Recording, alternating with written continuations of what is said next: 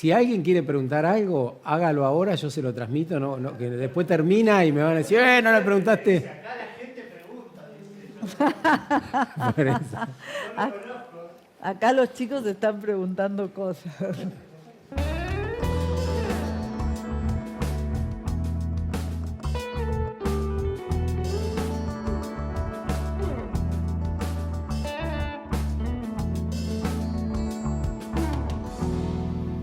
El señor que me trajo hace un rato hasta el canal trabaja 12 horas como taxista.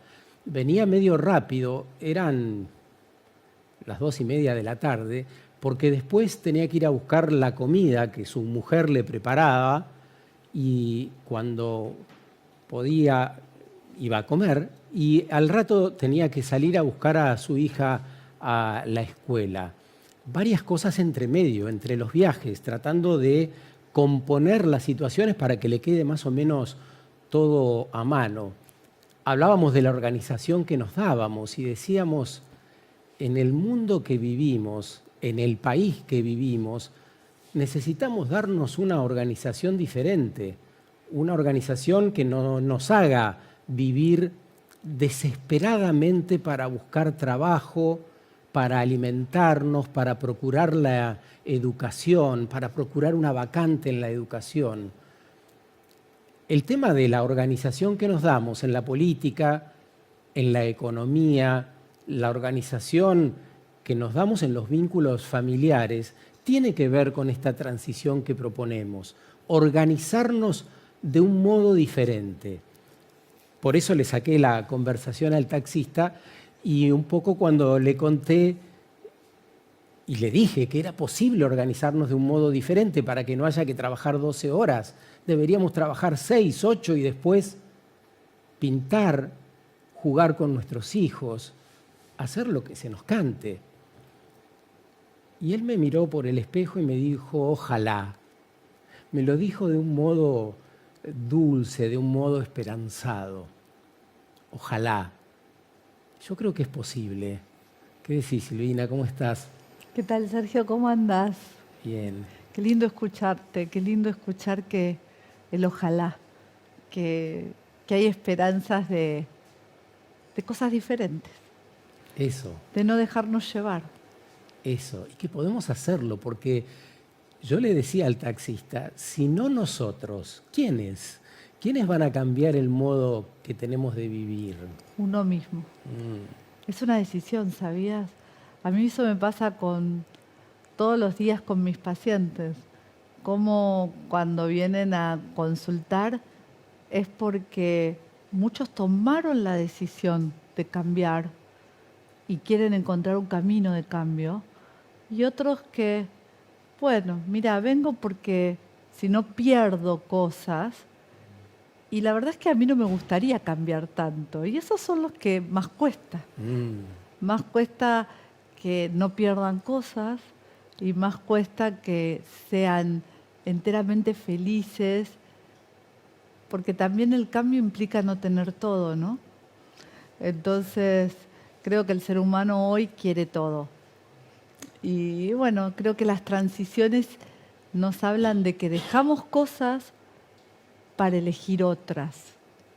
De eso se trata, de nuevas elecciones. Silvina Valente es la presidenta de la Sociedad Argentina de Sexología Humana, de Sexualidad Humana. Y además es miembro desde el año pasado de la Academia Internacional de Sexología Médica y ocupa ahí el sillón número 27. Qué importante suena eso. Sí, porque en realidad... Sos la primera mujer, además, ¿no? Soy la primera mujer argentina que tiene un sillón de número. Y fui la primera mujer argentina en ingresar como académica. Sí, porque te eligen.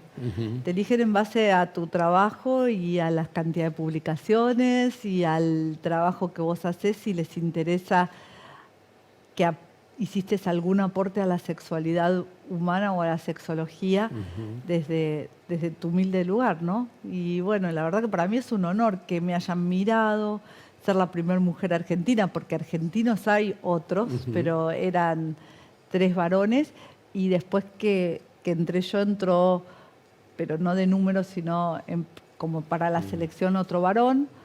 Así que para mí es un orgullo. La sexualidad humana, tan importante en tiempo de transición, porque todo el tiempo estamos con eso. Más allá de cómo la vivamos, la sexualidad humana tiene mucho que ver con parte de lo que estamos diciendo, con la búsqueda de un bienestar, con la búsqueda de tener relaciones más honestas y sinceras también, me parece. ¿Te animás a arrancar haciendo una especie de línea de tiempo de la evolución de la sexualidad humana? No tenés todo el programa para eso. En 5 minutos estaría muy bien. En 5 minutos un desafío. Bueno, en realidad puedo darte... La historia de la sexualidad es infinita, porque la historia de la sexualidad es la historia de la humanidad. Lo primero que tenemos que decir para empezar la línea del tiempo, que hay algo que atraviesa todos los tiempos. Es que la sexualidad es una conducta de supervivencia o de sobrevida, si vos lo querés llamar. Pero de supervivencia personal, no, de supervivencia de especie. Entonces está desde que estamos. Y eso es muy importante. Obviamente que la sexualidad va cambiando de acuerdo a los significados que le dan las personas a ella. Pero la sexualidad siempre es la misma. En la antigüedad el significado era bien diferente por ahí al que le damos ahora.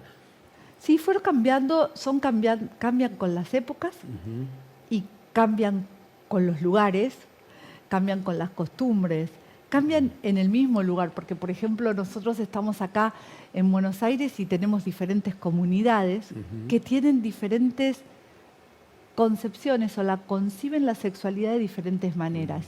Y hoy por hoy estamos en esa transición fabulosa que inclusive una misma persona en diferentes etapas de su vida puede tener diferentes concepciones de la sexualidad.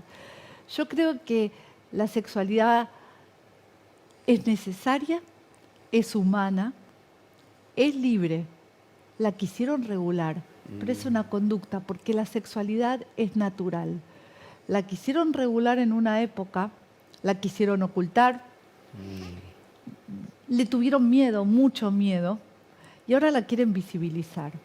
Y la realidad es que la sexualidad no entiende mucho de cultura, pero sí de naturaleza, y la sigue. Cuando decís la quisieron, la quieren, ¿quiénes son esas personas? Personas. Somos personas, las personas que en general estamos más seguros si tenemos normas. Y de repente las cosas que no entendemos muy bien las explicamos con los conocimientos que tenemos. Y de sexualidad tenemos, o hemos tenido, y cada vez tenemos más, pero tenemos muy pocos conocimientos. Y hay veces que se lucha porque esos conocimientos no lleguen a otras personas. Cuando algo es tan natural como comer o tomar agua, hay que, en realidad, en vez de regularlo, tratar de entenderlo y aprender a usarlo, nada más. La sexualidad por el erotismo, la sexualidad para procrear, la sexualidad, ¿para qué sirve? Para todo. La sexualidad sirve para supervivencia, pero hay algo que desde la biología es más fácil de entender. Cuando vos necesitas hacer algo porque si no la especie humana no sobrevive, o vos no sobrevivís, que es comer, tomar agua o tener sexo para reproducirte, el ser humano es la ley del menor esfuerzo, no me vas a decir que no.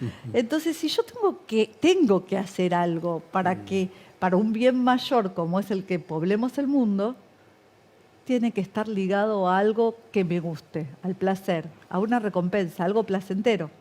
Entonces, la sexualidad siempre estuvo ligada a algo placentero, lo mismo que la comida y lo mismo que la sed.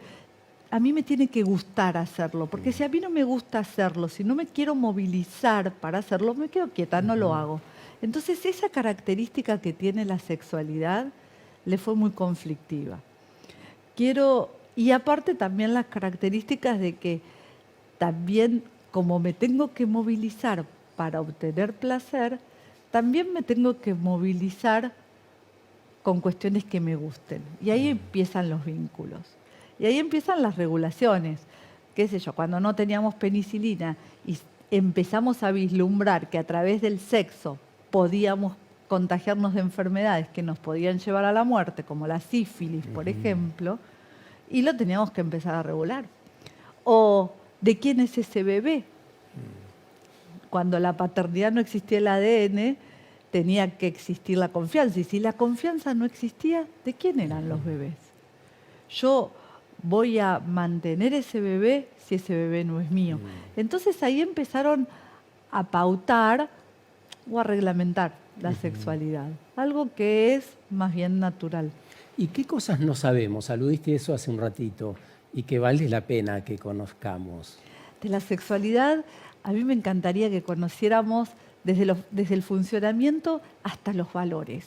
Porque lo que más que nada ignoramos ahora, porque estamos, como yo digo, la educación sexual, cuando vos dejás baches en la educación, alguien educa, ¿no es cierto? O educa el silencio, o educa el que ocupa ese lugar.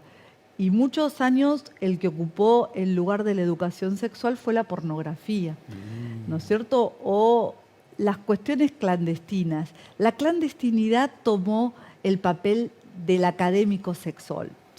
Vos aprendiste sexualidad a través de lo clandestino. Entonces muchas cosas no sabemos. No sabemos que la sexualidad es mucho más que lo genital y que no es una gimnasia genital. No sabemos que la sexualidad tiene la misma escala de valores o te va a conducir un bienestar si cumple la misma escala de valores que elegiste vos para otras cuestiones. La sexualidad tiene un valor en sí misma y vale. No está desvalorizada. La sexualidad es personal y es individual. Todos somos diferentes en sexualidad. Ninguno es igual. O sea que buscar la igualdad en sexualidad es ir en contra un poco de la naturaleza.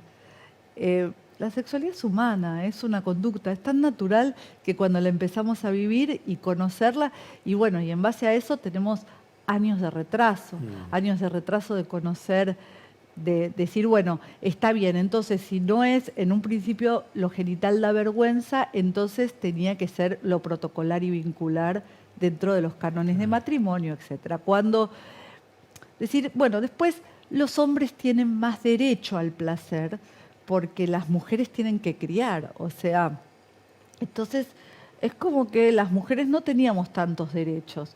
Ahora, después dijimos, los hombres son todos genitales y a las mujeres lo genital no importa tanto, sino más bien lo cerebral. ¿No importan las mujeres lo genital? Bueno, eso es lo que no sabíamos y lo que queríamos creer. Y tanto importa todo, porque, bueno, a mí me gusta decir que para mí el primer sexólogo así importante fue Nietzsche, cuando hablaba de la corporalidad. ¿Cómo podemos hacer que un humano esté cindido de su corporalidad? ¿Y quién tiene la verdad? Entonces, sí, lo genital importa. Y lo que pensás importa. Y lo que sentís importa. Y lo que crees importa. Importa todo, porque somos uno. Atendiendo esto que decís, cuando dos personas se disponen a tener sexualidad humana, como decís vos, ¿qué hay que tener en cuenta? El respeto, fundamentalmente el respeto. Pero yo creo que lo primero que hay que tener en cuenta es el respeto a uno mismo. Y lo primero que tenemos que ver es el no condicionamiento. Porque cuando nos enseñan sexualidad nos las enseñan por lo negativo. Lo que no tenemos que hacer, o ojo con lo que vos no querés hacer, que no te hagan algo que vos no querés. Y entonces, en la construcción, por ejemplo, yo cuando trabajo mucho con adolescentes, trabajo ¿y a vos qué te gustaría? ¿Y vos qué querés? Porque frente a la pregunta ¿qué te gusta y qué querés? No hay respuesta prácticamente. No, yo quiero hacer feliz al otro, te dicen muchos. Y vos decís, Bueno, está perfecto, es muy valioso eso. Pero, ¿y vos? ¿Qué quieres sentir? ¿Qué es lo que buscas con tu sexualidad? ¿Una descarga, una sensación, una fiesta, un momento con vos mismo, un momento con el otro? Porque verdaderamente la sexualidad es un juego, es un recreo y se trata de sensaciones. Y todas las sensaciones las tenemos que aprender en tiempo presente. Y eso es algo muy importante cuando hablamos de estos tiempos que corren y de la transición, porque nosotros volamos y la transición pasa por un presente y no pasa ni por la experiencia pasada ni por la expectativa futura. Pasa por tu vivencia de presente y se decide en el presente. Pero nadie quiere transicionar, nadie quiere estar en una transición. Todos queremos ya estar del otro lado, ¿no es cierto? Y eso es lo que en sexualidad un poco tenemos que tratar de que no nos tiente ni llegar tarde al futuro, porque no vamos a llegar, ni tratar de vivir de experiencias pasadas, porque las experiencias pasadas son eso, experiencias. Nosotros tenemos que tratar de entender nuestras sensaciones en presente. Y las sensaciones se sienten. Se sienten si estoy asociada con mi cuerpo y con mis sensaciones. Y obviamente, ¿necesito el cerebro? Sí. Varón, ¿necesito el cerebro? Y sí, necesitas el cerebro. ¿Necesitas un vínculo? Sí, necesitas un vínculo. Con vos mismo, con un otro. ¿Necesitas aprenderlas para poder pedir? ¿Cómo no vamos a pedir? ¿Necesitas conocer cómo seducís? También necesitas conocer cómo seducís. ¿Y hasta dónde te vas a dar permiso? Y sí. Necesitas todo eso porque necesitas empezar a buscar el camino de tu bienestar sexual.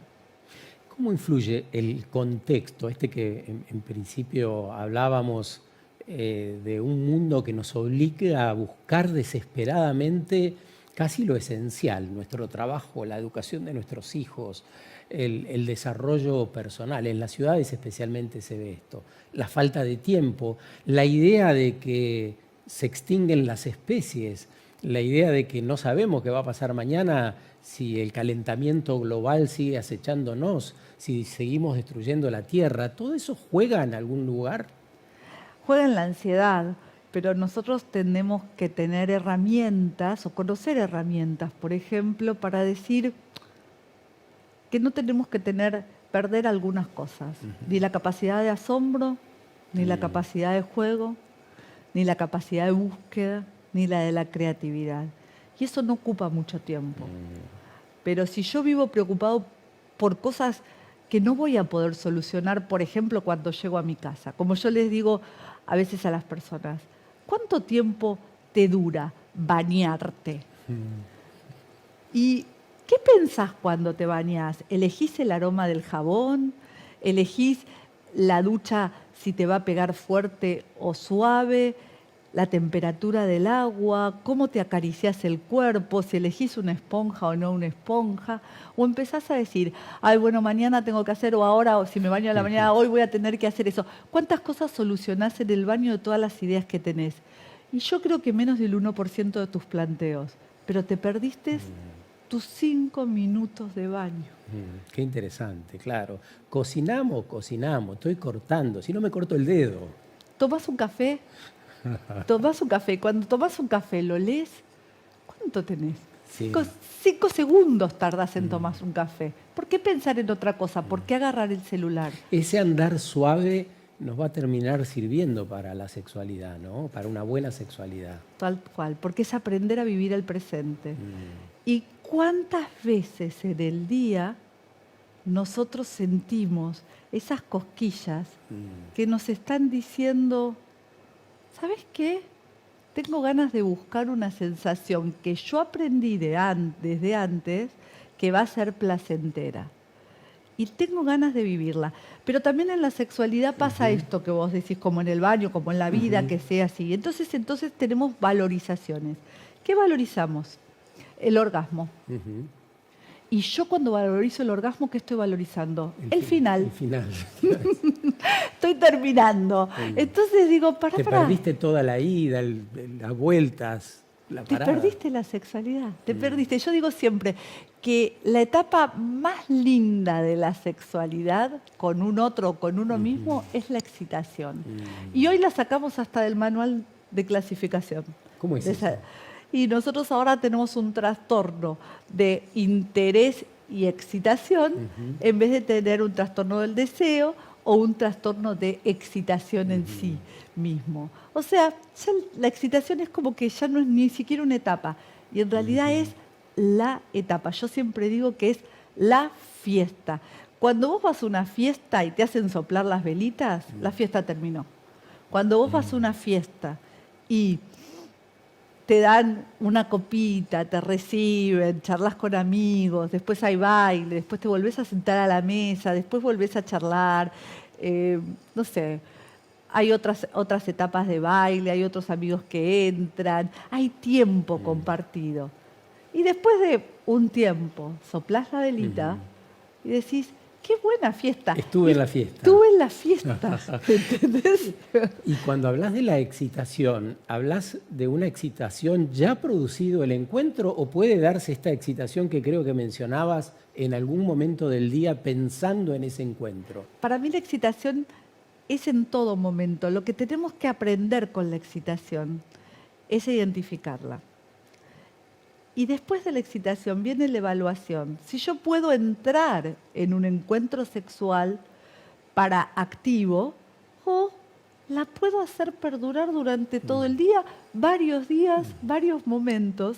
Y cuando llego a ese encuentro, que por ahí fueron 2 WhatsApp, pensar en algo, estar, y cuando yo llego en el momento justo que evalúo que se puede dar ese encuentro, buscar ese encuentro y tratar de vincularme con alguien, ¿no es cierto? O conmigo mismo. Estás hablando de cuidado, estás hablando de respeto, de registro del otro, estás hablando de vivir el presente en ese entorno. ¿Cuánto hay para desandar o desde dónde dirías que el varón concretamente necesita desandar el camino, teniendo en cuenta lo que ya todas las personas que nos ven, todos nosotros sabemos, ¿no?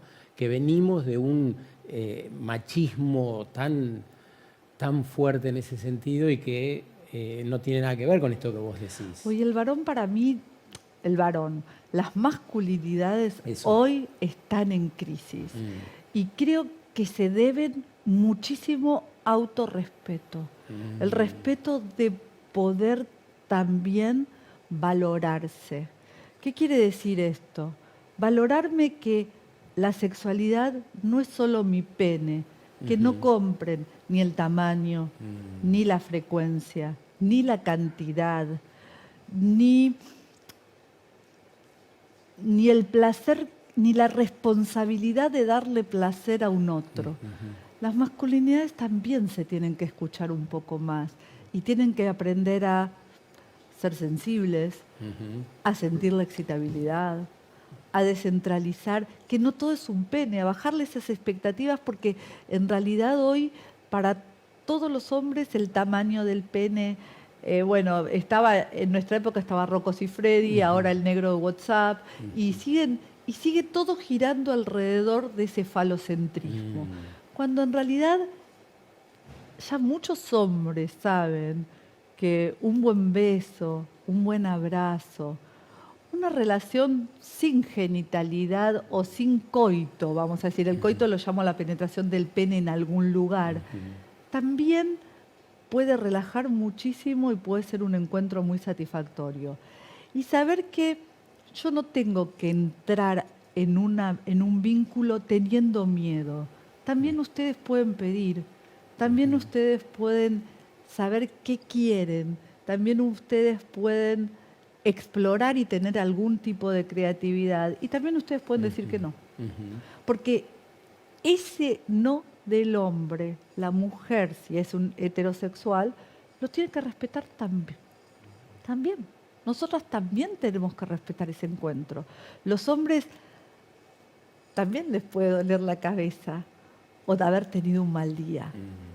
Y eso también nosotras tenemos que aprenderlo.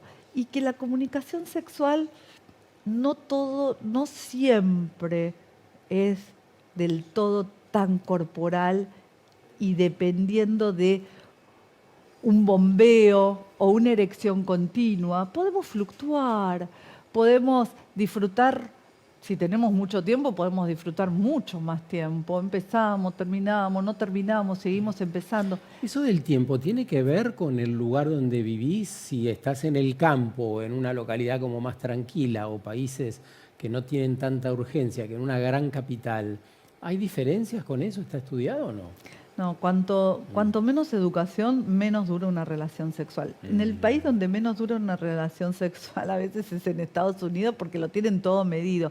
Pero en realidad una relación sexual promedio de este tipo sin educación y dura lo que dura un hombre eyacular. Y el hombre piensa que tiene que penetrar, o sea, como yo siempre digo, besito, ¿puedo decir una guaracada? Sí, porque estamos en besito, chupadita y adentro.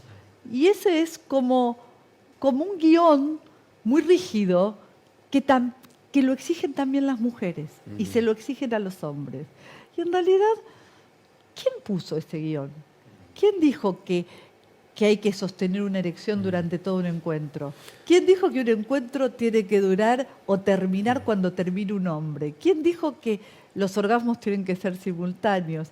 ¿Quién dijo que tenemos que estar tan pendientes de esa expectativa de finalización? Hagamos el guión. En un rato seguimos. Estamos acá hablando de la transición en la sexualidad humana con Silvina Valente.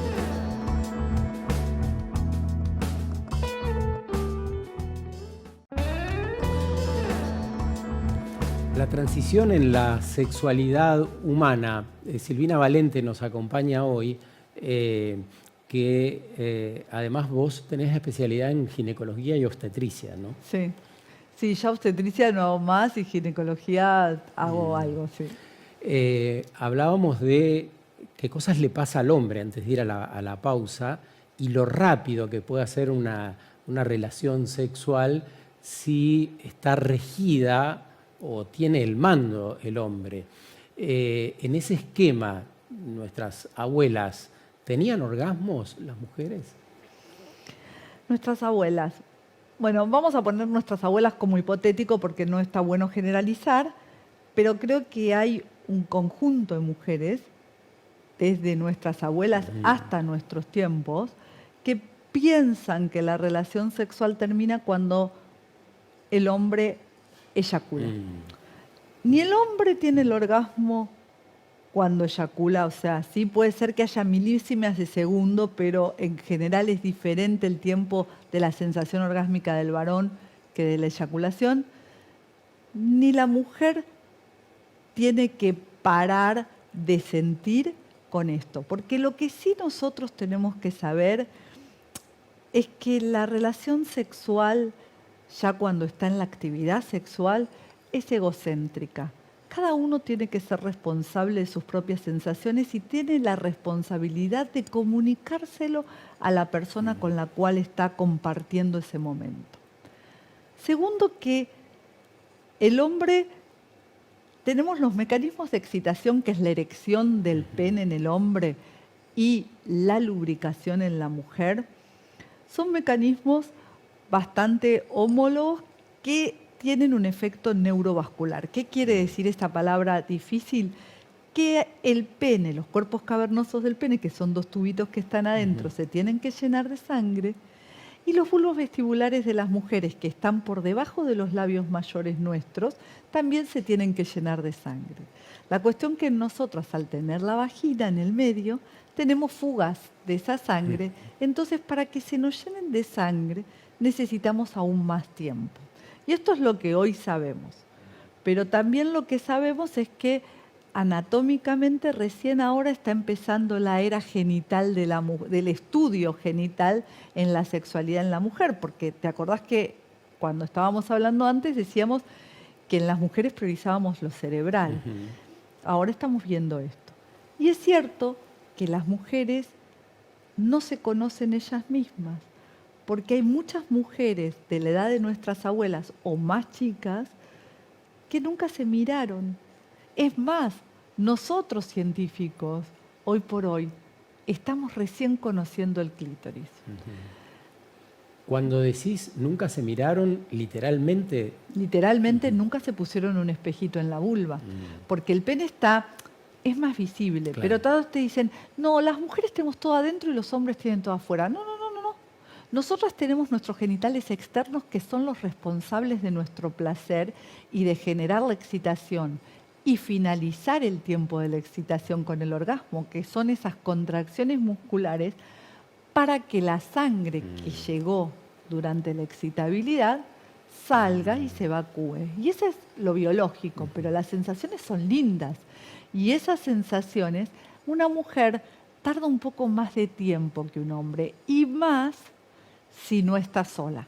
Una mujer, cuando está sola y tiene una autoestimulación, dura un poco, llega a su orgasmo en menor cantidad de tiempo. Pero cuando se vincula con un otro, la mujer empieza a tener una comunicación sexual donde la receptividad positiva, la intimidad y la excitabilidad es mucho más disfrutable y ya tarda un tiempo en la resolución orgásmica, ¿no es cierto?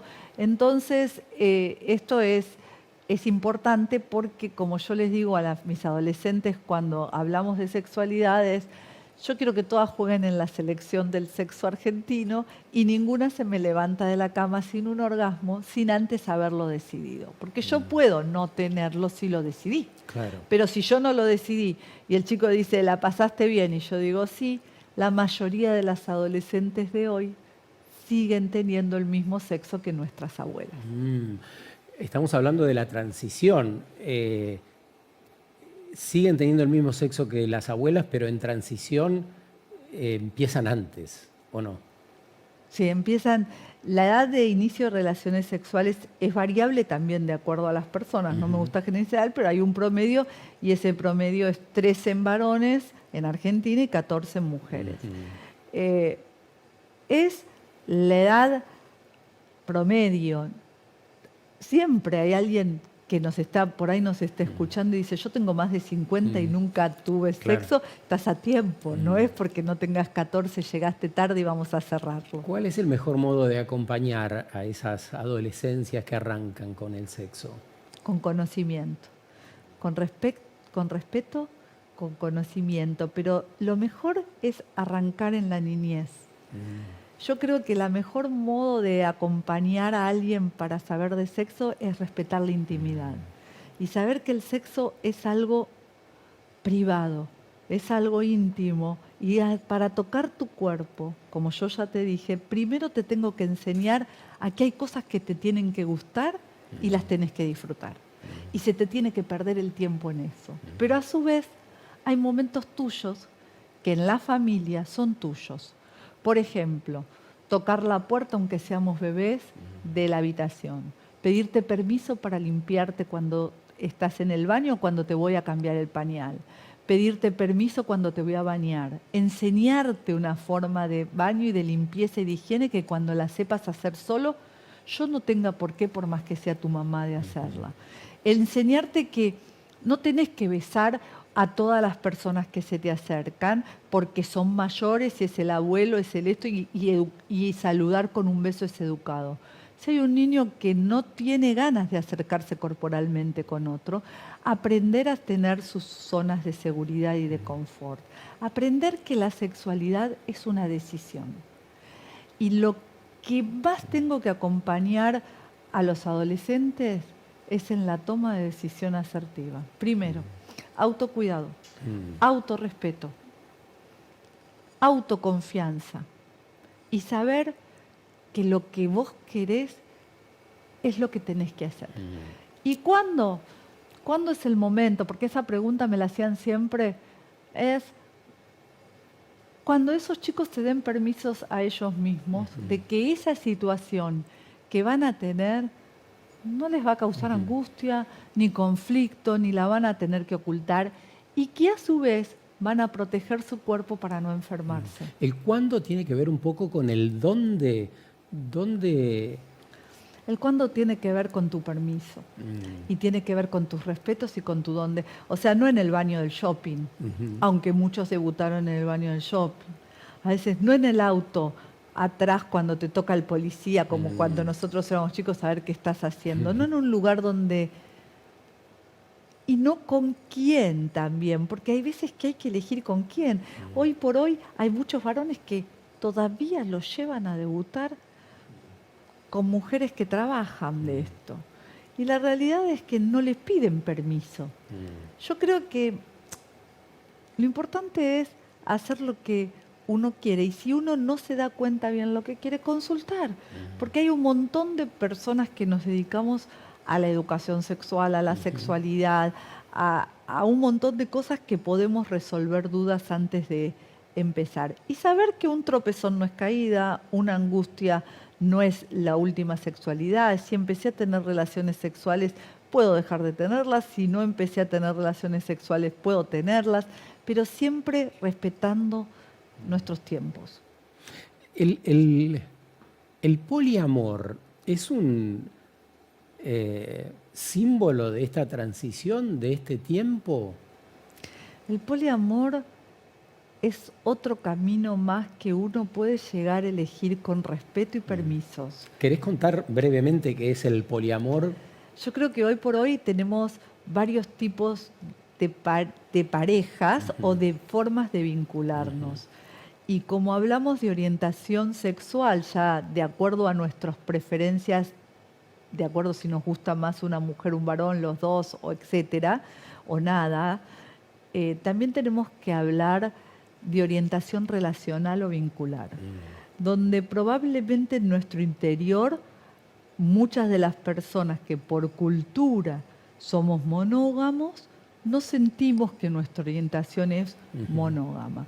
Yo creo que como uno puede amar a varios hijos, también puede amar a varias personas.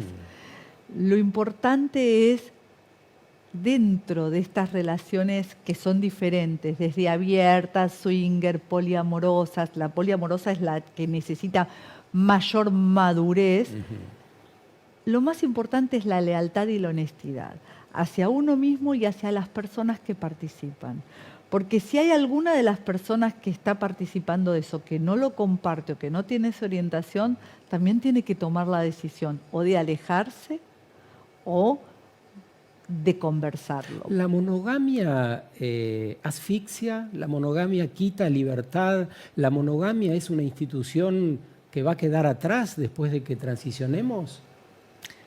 Yo creo que la monogamia nunca va a dejar de estar de moda. Y como yo te lo digo, es lo mismo que vos me digas, la heterosexualidad y la orientación sexual heterosexual no es la que me impuso el patriarcado, sin embargo es la mayoritaria y no asfixia.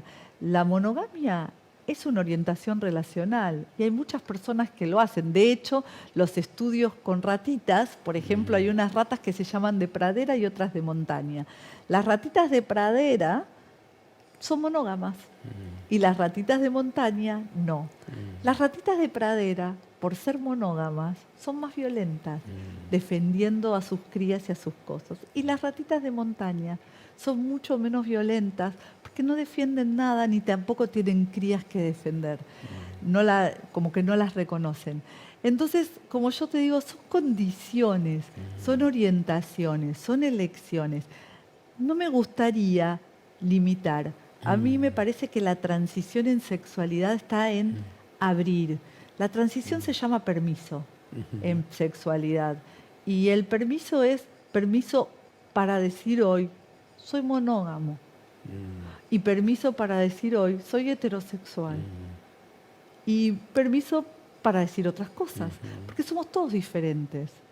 Y también permisos para poder recontratar. Porque en el medio de una pareja monógama que por ahí lo eligió por cultura, por transmisión oral o por mandatos, vamos a decir, como yo digo, los mandamientos, mandá que yo miento, ¿no es cierto? Y entonces ahí estaría la infidelidad. Qué fuerte que es eso, ¿no? El mandá que yo miento, claro. Claro. Porque es lo que pasa, ¿no? Qué sé yo, el hombre infiel o la mujer infiel va y llega a su casa y dice, no hagas esto, le dice al marido o a la mujer. Claro, tal cual.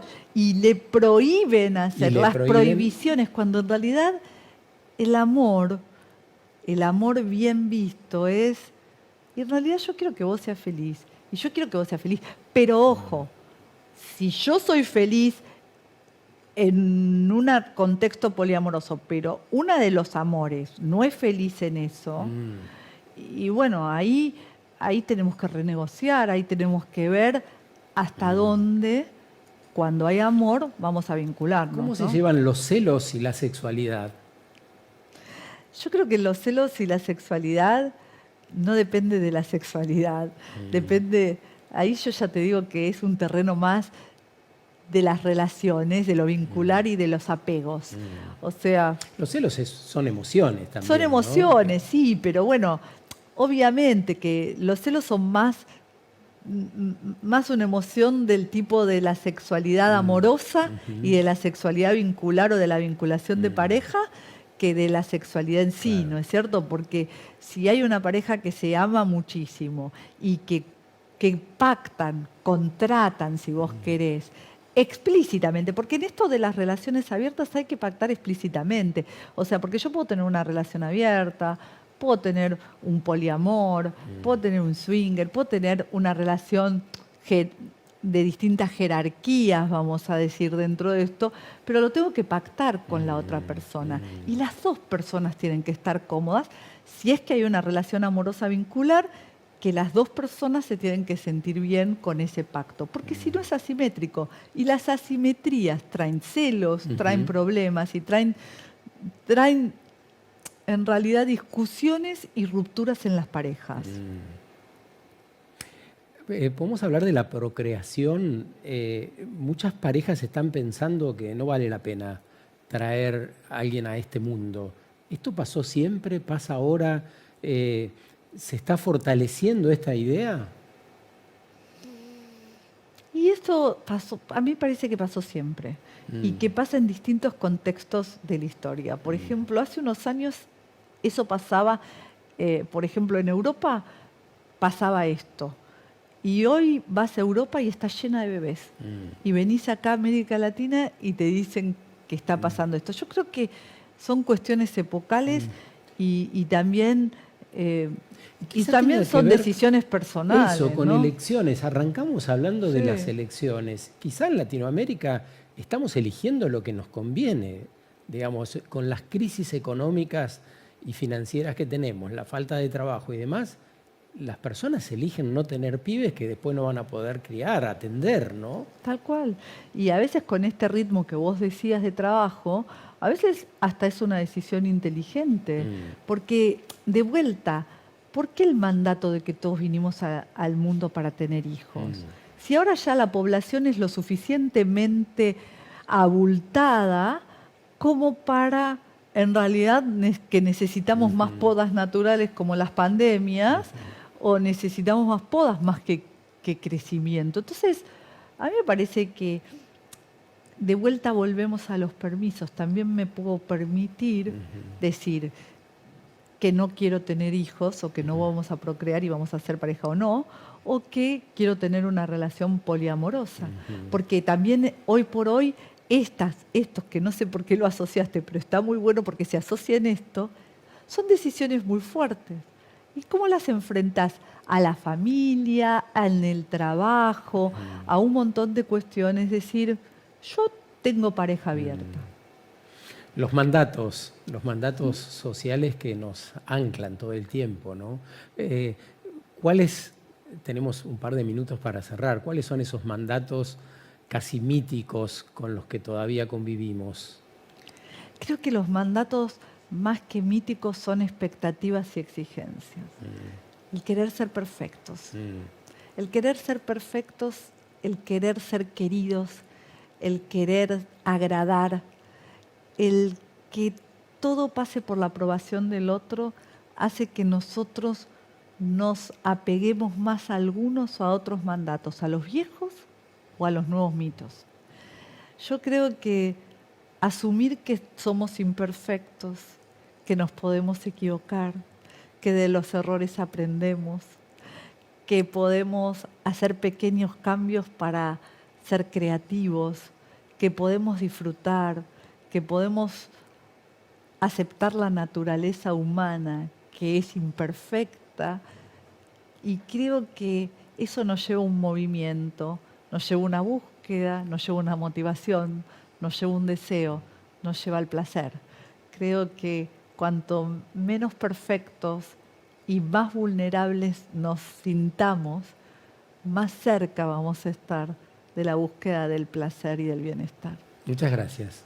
No, gracias a vos. Bueno, aquí andamos. Nos encontraremos próximamente con una nueva conversación para pensar y por qué no diseñar todo el tiempo que viene. Que la pasen muy bien. ¿Qué dicen? ¿Se entendió? Bueno, los dejé mudos, no dicen nada. Sí.